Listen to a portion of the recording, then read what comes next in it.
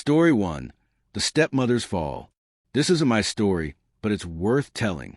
My ex's stepmother was a textbook example of the evil stepmom. The moment she and my ex's dad had kids together, my ex was shipped off to boarding school and all but forgotten by her father's side of the family.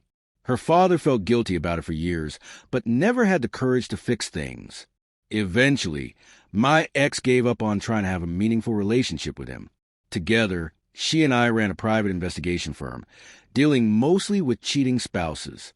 But nothing prepared us for the bombshell that landed in our laps.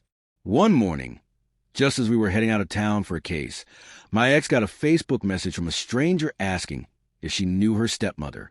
She replied yes. Immediately, the man explained. He was a firefighter whose wife had cheated on him months ago. Since then, he'd made it his mission to expose other cheaters.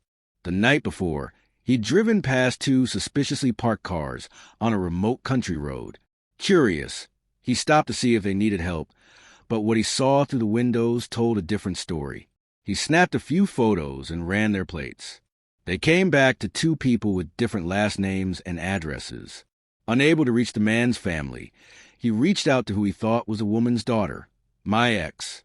I'd never seen someone cry tears of joy like she did. After years of feeling discarded, a complete stranger had delivered her the sweetest revenge, and it was in a field we knew well. I made her wait 24 hours while we strategized.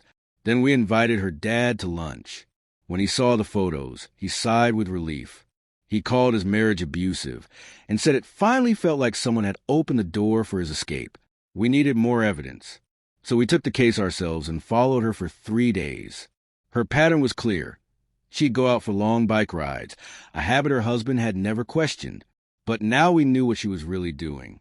When she returned from a business trip, we were ready. We packed her belongings into boxes, loaded them into a truck, and waited with her father at home. When she walked in and saw the envelope in his hands and the smile on her stepdaughter's face, she started shrieking. "How could you do this to me, you little bit?" Calmly, my ex cut her off and handed over the evidence. In the end, the stepmother gave up the house and full custody of the children, preferring her freedom. Her kids wanted nothing more to do with her. My ex and her father now have the relationship they were always meant to have. Story 2. The Loud Talker's Revenge. I've always been loud. I try to manage it, but sometimes I just don't realize how much my voice carries. My ex-wife hated it. She would scold me constantly. "Why are you yelling? I'm right in front of you. You're just an idiot with a loud voice." Always in public. Always humiliating. Eventually, she cheated. Denied it at first, then finally admitted it. She listed everything she disliked about me. Loud voice topping the list. Her exact words. "The sound of your voice makes me sick to my stomach." So I told her, "Then you'll never hear it again." Those were the last words she ever heard from me. That was 13 years ago. Fast forward to recently. One of my sons told me he didn't like visiting her anymore. When I asked why, he said, "She's always shouting." "Is she mad?" I asked. "No." "Arguing with her husband?" "No." "So why the yelling?" She has to. Her husband's going deaf. He can't hear her. If that's not poetic karma, I don't know what is. Story 3. The Reddit Confession. I discovered my wife's affair through Reddit. She had made explicit posts under her account, detailing what she did with her affair partner. The moment I found them, my heart nearly exploded. I thought I'd have a panic attack. My first reaction? I posted everything on Facebook, tagging mutual friends and family. Then I emailed her relatives in Brazil and wished them well permanently. She owned a cleaning business, so I left reviews online exposing her actions. Then I called her while she was with her affair partner and told her to come get her things. She came only for her laptop, the one she left unlocked, the one that betrayed her. She tried to talk. I didn't let her get a word in. I shouted, "Get the hell out of my life and don't ever come back." I'm ashamed to admit what happened next. I trashed her things. I found $3,000 in hidden cash and kept it. When she returned with a friend, her stuff was scattered everywhere. The only mercy I showed was taking only half of our joint savings before cutting her off. It didn't feel good.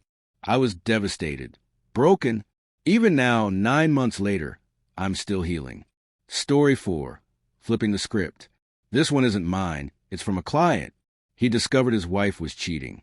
Instead of confronting her, he dug into the affair partner's background. Turns out, the other man's wife was wealthy, and he relied on her financially. The client, confident and charismatic, reached out to her and played the part of the sympathetic betrayed spouse. They bonded, they flirted, and eventually they fell into an affair themselves. He hinted they could build a future together, and she left her husband for him. The fallout? Enraged, the affair partner blamed his former lover, my client's ex-wife, for ruining everything. His ex enforced a prenup and kicked him out. He ended up broke and alone in a dingy apartment. Meanwhile, my client and the former rich wife now live in multiple homes, happily married. Poetic justice served cold. Story 5. The ultimate twist. A man found out his wife of 20 years was pregnant, but not with his child.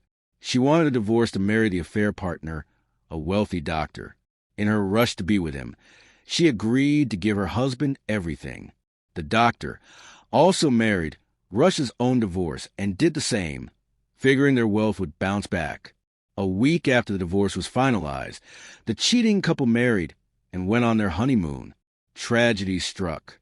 The doctor died in a freak car accident during the trip, now 6 months pregnant.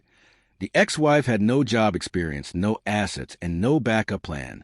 Her former husband felt bad, but saw no reason to revisit the divorce settlement. It wasn't revenge. It was karma doing its thing.